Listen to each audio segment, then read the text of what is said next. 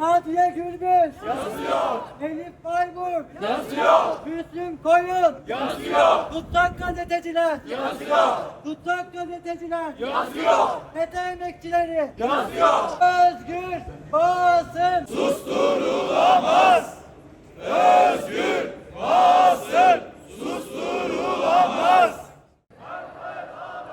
Rexstrên medyayî û rojnameger ji bo balê bikişînin ser rewşa rojnamegerên girtî îro li bajarê Stenbolê li navçeya Beyoğlu'yê li Taksim Tunelê çalakiyeke li dar dixin. Di vê çalakiyê da rojnameger balê dikişînin ser rewşa girtiyên rojnamegerên girtî bi taybetî yên Etayê û dibêjin bila ew demil dest bêne azadkirin.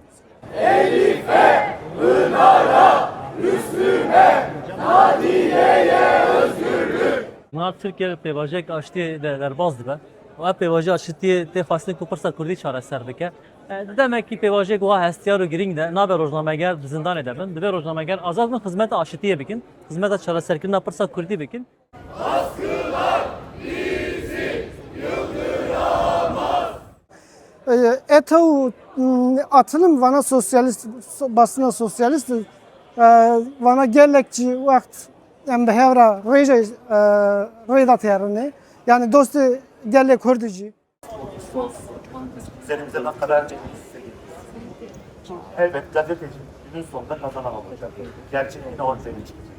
Teşekkürler. Engelleri hiç ardı arkası kesilmeden hemen hemen her gün Olmaya devam edecek. Bu mesleği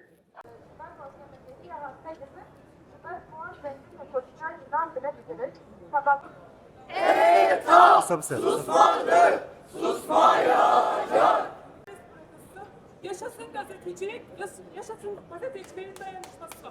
Elif'e, Pınar'a, Müslüm'e, Nadiye'ye özgürlük. Kurê Sendikaya Rojnamegerên Tirkiye TGS li Tirkiye û li Bakur niha halê hazir 12 rojnameger di heps û zindanan danin. Ew rojnameger jî bes ji ber ku rojnamegeriyê kirinin ji ber ku nûçeyan çêkirinin hatine darizandin û hatine cizakirin. Derbarê bi sedan rojnamegeran da jî dost hatine vekirin û li dadgeh û li mehkemeyan jî ew rojnameger têne darizandin.